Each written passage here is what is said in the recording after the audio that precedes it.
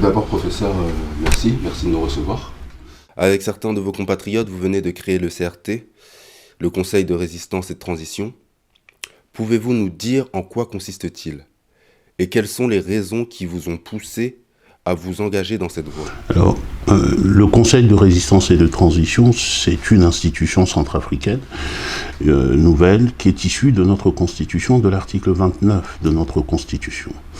Et c'est notre Constitution qui nous fait obligation en tant que citoyens centrafricains, lorsqu'arrive ce qui est arrivé dans notre pays, c'est-à-dire un coup d'État constitutionnel, de nous réunir, de nous organiser pour faire échec à l'autorité légitime, et je reprends là les termes de la Constitution. Et ces termes sont clairs. Ils disent, premièrement, que M. Touadéra est illégitime aujourd'hui comme président. Ils disent qu'il doit quitter le pouvoir. Il lui appartient de prendre ses responsabilités, et s'il ne prend pas ses responsabilités, les résistants ont l'obligation de l'aider à le faire.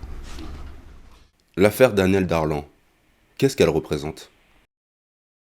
Alors, Daniel Darlan est l'ancienne présidente de notre Cour constitutionnelle qui a été déposée, qui a été destituée par M. Touadéra, et destituée en violation de la Constitution, qui dit que les membres de la Cour constitutionnelle sont inamovibles. Mais votre question m'amène à dire ceci, que la décision qui a été prise est un moment fatal pour ce régime. Il signifie très clairement pour nos compatriotes et pour ceux qui nous écoutent aujourd'hui que M. Touadéra a décidé de n'en faire qu'à sa tête. Il n'y a que sa volonté qui importe. Des citoyens se lèvent aujourd'hui pour rappeler au président le respect de la Constitution. Ils sont traités en criminels. La Constitution dit autre chose que ce que veut entendre Touadéra, c'est-à-dire par exemple qu'il n'a que 2 mandats et qu'après 2 mandats il doit se retirer. Qu'est-ce qu'il fait? Il décide de changer la Constitution. Et si, par malheur, je le dis entre guillemets, la Cour constitutionnelle vient lui rappeler ce qu'est la loi fondamentale des Centrafricains, il faut neutraliser cette Cour, et c'est ce qui s'est passé. La présidente de la Cour a été menacée d'abord de mort, elle a été humiliée, traînée dans la boue, pour être à la fin révoquée illégalement. Et c'est un acte d'une gravité, je dirais, qu'on n'a pas connue auparavant.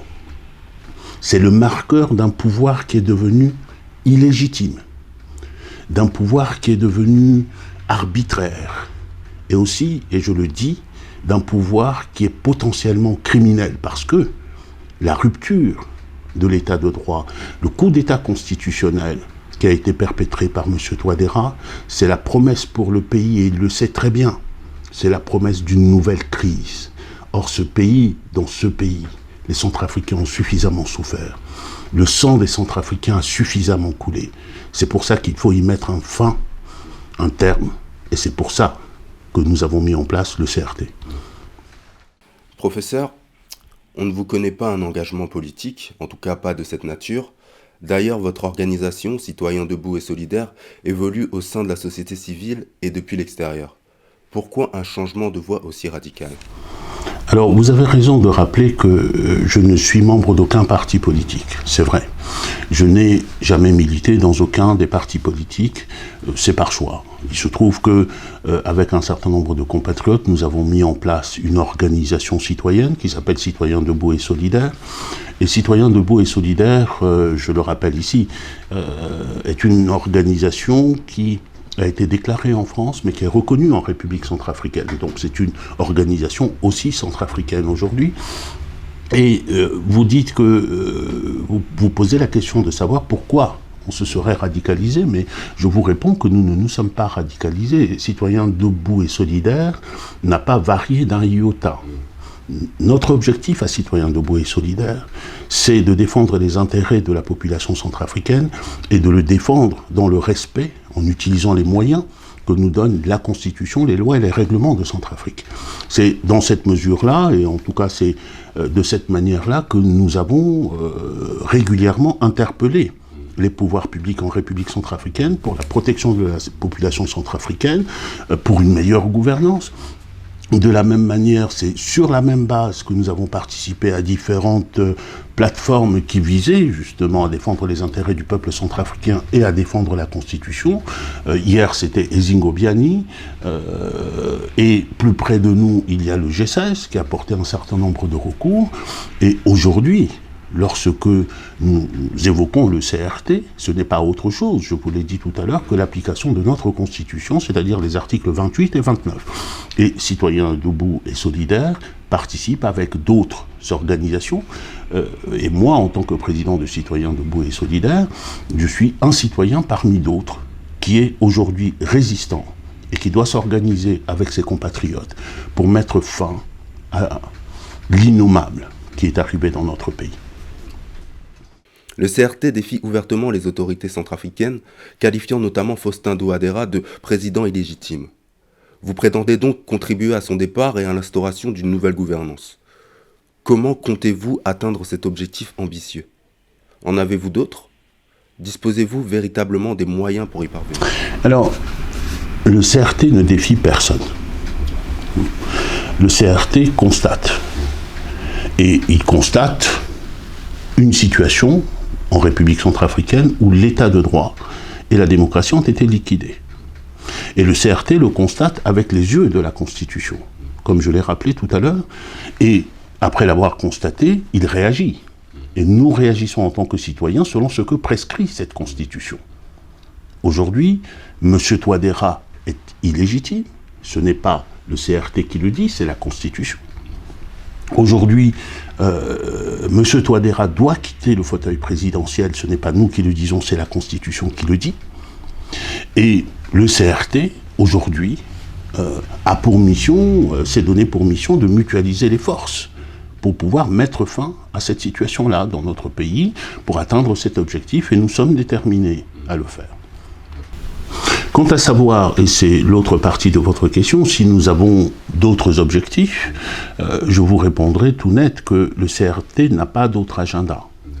Il n'a pas d'autre agenda, mais en même temps, je voudrais que ceux qui nous écoutent comprennent que ce que nous défendons, ce n'est pas seulement un texte.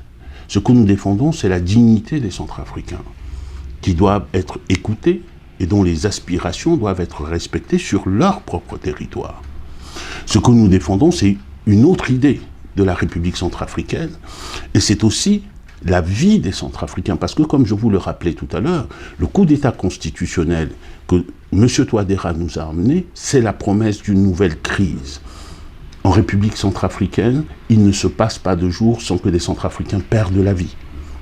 En République centrafricaine, aujourd'hui, les Centrafricains sont tenus en esclavage sur leur propre terre et vivent dans des conditions d'indignité absolue.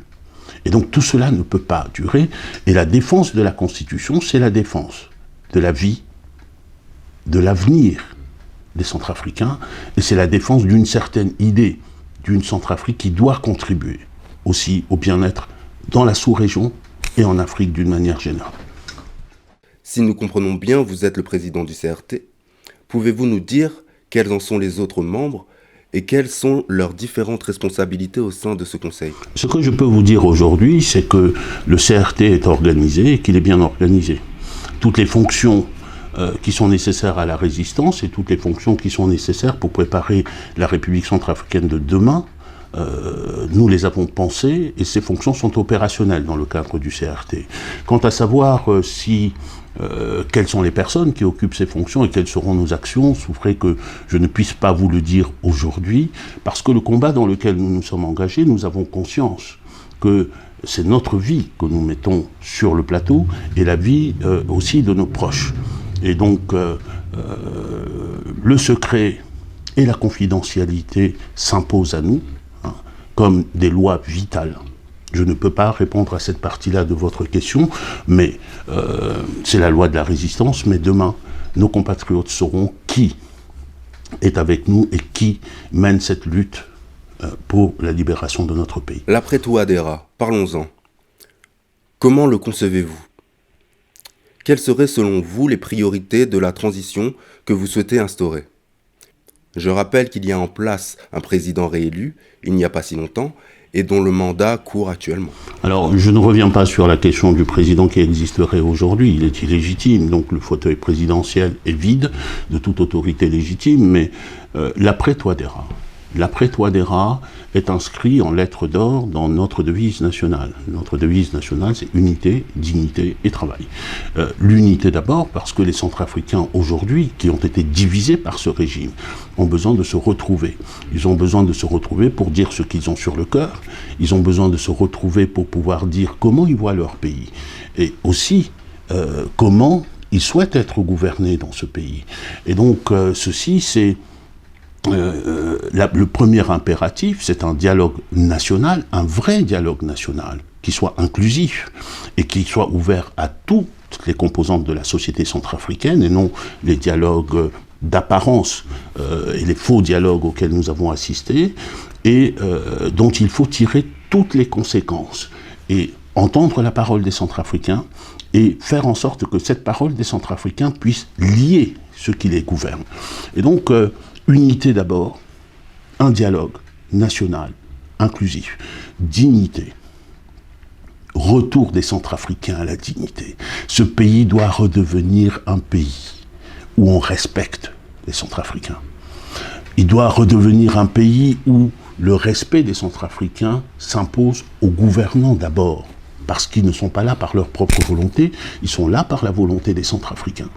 Et la dignité, c'est aussi penser au sort de nos propres compatriotes qui vivent aujourd'hui dans des conditions indignes à l'intérieur du territoire comme étant des personnes déplacées ou qui vivent à l'étranger comme étant réfugiés de leur propre territoire. Ils ont subi les violences, ils ont craint pour leur vie, ils ont perdu tout. Il faut les mettre en condition de revenir avec nous sur le territoire national pour le rebâtir. Et je voudrais dire que la dignité, ce que nous entendons par dignité des Centrafricains, c'est aussi la justice. La justice et la justice pour tous les Centrafricains. Et notre crise d'aujourd'hui est une crise due à l'absence de justice. Quand vous pensez qu'à la tête de la justice centrafricaine, il y a aujourd'hui un chef d'un groupe armé, quand vous pensez que lorsque la justice que nous avons mis en place dans notre pays, à travers la Cour pénale spéciale, va rechercher un criminel présumé, et que celui-ci est libéré par la garde prétorienne du président de la République, nous avons besoin de tourner la page, tourner cette page-là, que chaque Centrafricain, quel qu'il soit, lorsqu'il a raison, voit cette raison reconnue par la justice, et non seulement les plus forts, les plus rusés. Et donc, nous avons à ramener la dignité dans notre patrie, et nous avons aussi à ramener le travail. Le travail. Le travail, c'est grâce au travail que nous sommes dignes. C'est grâce au travail que nous pouvons développer notre pays. C'est grâce au travail que nous pouvons reconstruire. Et la transition aura précisément pour tâche d'ouvrir ces chantiers de la reconstruction. Ça commence par la reconstruction de l'État, mais tous les aspects dans notre pays ont besoin d'être rebâtis des liens qu'il y a entre nous, Centrafricains, au travail de notre terre, jusqu'aux initiatives. Il faut libérer les initiatives. Sur notre territoire, unité, dignité, travail, ce sont nos urgences, et ces urgences sont inscrites au fronton de notre République depuis le départ. Abréger le mandat en cours de Faustin Touadéra et instaurer une transition. C'est cela que vous proposez aux Centrafricains. Est-ce que cela peut réellement résoudre le problème centrafricain ? Et de manière définitive. Je peux simplement vous dire aujourd'hui que nous voulons qu'il en soit ainsi. Nous entendons qu'il en soit ainsi. Et que nous mettrons toute notre énergie à faire en sorte qu'il en soit ainsi. Comment comptez-vous rallier vos compatriotes à votre cause ? N'êtes-vous pas tout simplement une bande de hors-la-loi ? Écoutez, la question du ralliement aujourd'hui ne se pose pas. Vous seriez étonné de savoir combien de compatriotes ont rallié la cause du CRT et combien de compatriotes nous ont dit qu'ils sont désormais résistants, que ce soit à l'intérieur du territoire national ou à l'extérieur du territoire national. Et puis, quant à votre question autour des hors-la-loi, personne aujourd'hui ne doit se tromper, les hors de la loi sont au pouvoir, n'est-ce pas? Aujourd'hui, nous, le CRT, c'est la légalité et c'est la légitimité centrafricaine. Les hors-la-loi sont au pouvoir. Nous devons les déloger. Pourtant, un procès vient de se tenir à Bangui. Le parquet a requis de la prison ferme à votre égard ainsi que quelques-uns de vos compatriotes et présumés complices. Que répondez-vous à cela? Je réponds simplement que la justice des hors-la-loi n'est pas la justice de la République. Ce n'est pas la justice du peuple centrafricain. Et j'en profite pour faire ici, en tant que président du Conseil de résistance et de transition, une promesse solennelle et ferme à mes compatriotes. La justice reviendra dans notre pays. La vraie justice. La justice pour tous les Centrafricains. La justice pour que ceux qui en sont responsables répondent du sang des Centrafricains, répondent du pillage des caisses de l'État, répondent du pillage du territoire et du sous-sol centrafricain, et pour que ceux qui ont mis notre gouvernance, traîné notre gouvernance dans la boue, en répondent aussi. Et quand je dis cela, chaque Centrafricain sait qui sera aux premières loges de cette justice du peuple. Il existe au sein de l'opposition démocratique en Centrafrique une plateforme dite Bloc républicain pour la défense de la Constitution. Quels sont vos liens avec cette structure dont nous avons vu que certains membres des formations qui la composent vous ont assez violemment critiqué? Depuis le premier jour de la naissance du CRT, en tant que président du CRT, ma première démarche a été d'aller vers nos leaders politiques et de la société civile.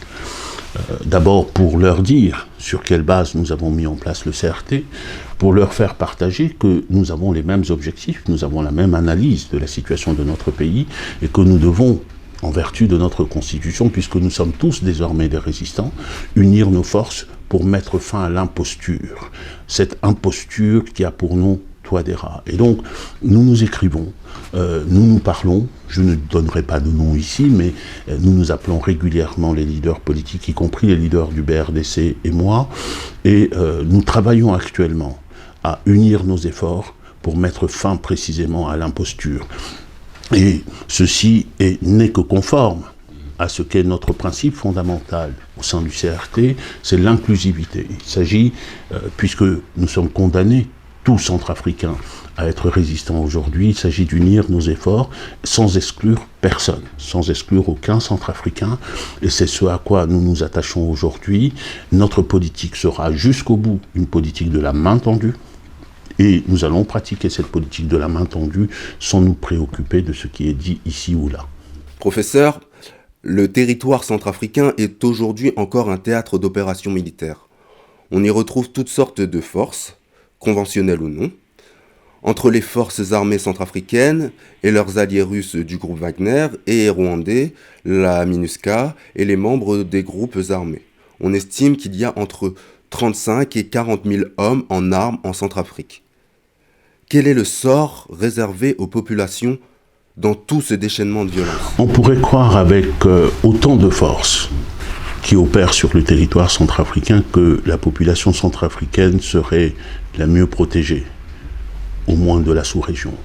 Mais c'est tout le contraire qui se passe, c'est tout le contraire, parce que les Centrafricains vivent un enfer sur Terre. Ils vivent un enfer surtout dans nos provinces.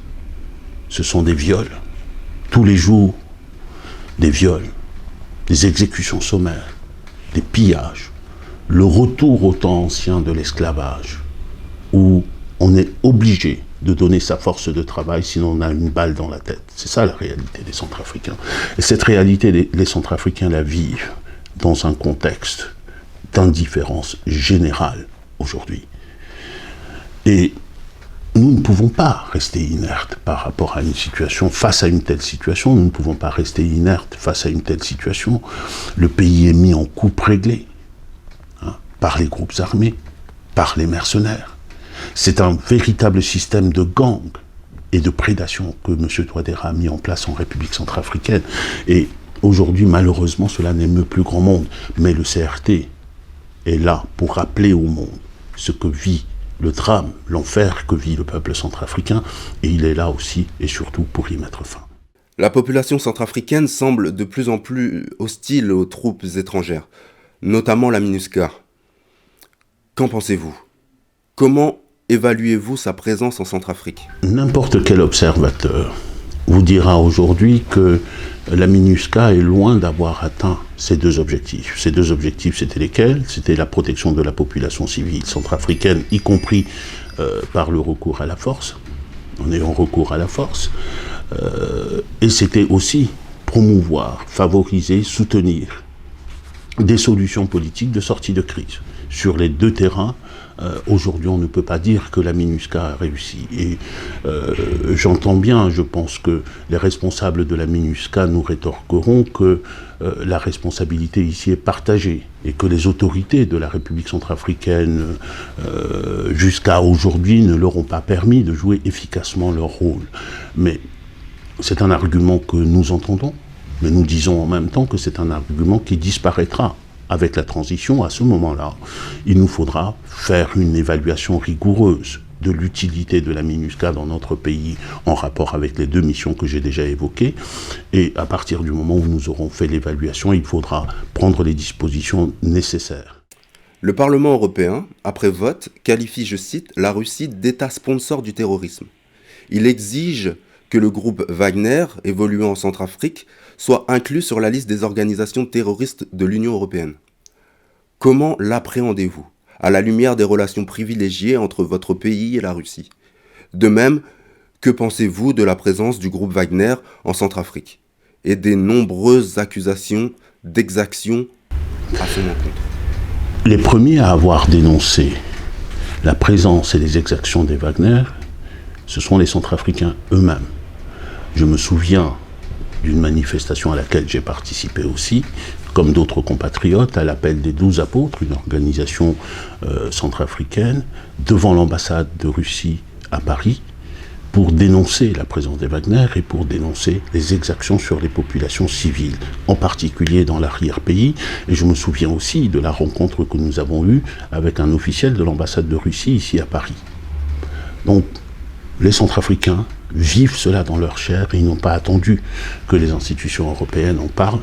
Et nous sommes heureux que les institutions européennes enfin viennent à ce qui est une évidence, vécue par les Centrafricains. Les exactions des Wagner, c'est une réalité. Et ceci depuis longtemps déjà. Là aussi, le CRT a pour devoir de poursuivre et de continuer dans une ligne et dans une position qui est celle des Centrafricains. Il faut que ces exactions cessent. Professeur, que répondez-vous à ceux qui vous accusent de complicité avec la CPC? Et quels sont aujourd'hui vos rapports avec François Bozizé? Ce que je leur réponds est très simple. C'est qu'en rapport avec le président Bozizé, nous entretenons les rapports les plus étroits et les plus assumés avec le parti dont il est le fondateur, le KNK, qui est un parti de l'opposition démocratique centrafricaine. Ni plus, ni moins. Que pensez-vous des coups de force comme réponse aux crises démocratiques? Quelles solutions proposez-vous en tant que président du CRT pour tourner définitivement la page des coups d'État en Centrafrique, tant militaires que constitutionnels? Alors vous avez raison d'abord de mettre en rapport les coups de force avec ce que vous appelez pudiquement les crises démocratiques, qui ne sont en réalité que des opérations de liquidation de la démocratie et de l'état de droit par des personnes et des autorités qui sont censées les incarner. Sur ce point, je peux vous dire que l'exemple centrafricain est très parlant. Il montre très bien que ce sont de telles autorités qui donnent légitimité aux coups de force. Parce que, par exemple, aujourd'hui en République centrafricaine, comment voulez-vous qu'on continue à appeler les groupes armés des rebelles, puisque la rébellion, c'est se lever en armes contre un pouvoir légitime? Le président Touadéra, en construisant son illégitimité, vient de faire le plus beau cadeau de légitimité qui soit au groupe armé aujourd'hui. C'est donc ce pouvoir prétendument démocratique qui a construit le lit dans lequel nous sommes aujourd'hui, qui construit la réaction potentiellement armée. Le CRT n'est pas un groupe armé. Le CRT n'est pas une rébellion. Mais pour répondre à votre question, pour tourner définitivement la page des coups d'État, Nous avons aujourd'hui une constitution qui interdit la prise du pouvoir par la force. Mais les textes ne suffisent pas. Le meilleur rempart contre les coups d'État, ce sont les citoyens, et c'est le peuple. Or, un peuple bâillonné, un peuple martyrisé, un peuple violenté, un peuple affamé, sera toujours prêt pour applaudir n'importe quel putsch, n'importe quel coup de force.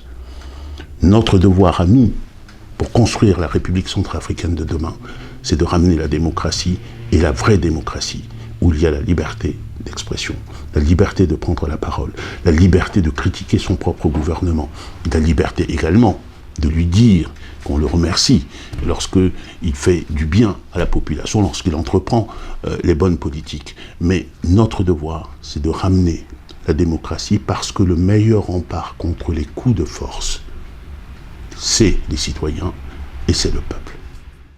Professeur, le CRT serait-il prêt à dialoguer avec le régime de Bangui pour trouver une solution à la crise politique et institutionnelle née de cette affaire de référendum? Le fait est là depuis 7 ans. M. Touadéra a eu toutes les opportunités de dialoguer avec ses compatriotes et de dialoguer avec les forces démocratiques dans ce pays. On ne compte plus les appels au dialogue. M. Touadéra a toujours fait la sourde oreille. Au dialogue, il a préféré le passage en force. Et ce passage en force aujourd'hui nous a amené à un stade de rupture. Rupture de l'ordre constitutionnel. M. Touadéra n'est plus légitime en tant que président. À quel titre il viendra à un dialogue avec le Conseil de résistance et de transition? Je vous pose la question.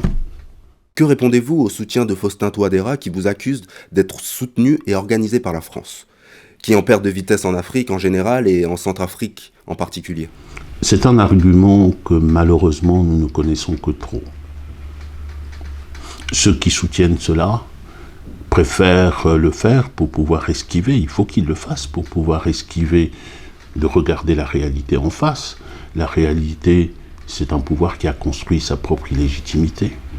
Et ils préfèrent ce type d'argument aussi pour masquer leur responsabilité dans le chaos que vit notre pays aujourd'hui. Pour ce qui me concerne, je suis fier de présider un mouvement qui est un mouvement authentiquement centrafricain. Et ce mouvement, c'est le Conseil de résistance et de transition. Professeur, avez-vous quelque chose à rajouter? Alors, mon mot de fin et mon message à mes compatriotes, c'est un message d'espoir et de confiance dans l'avenir de notre cher et beau pays, la République centrafricaine.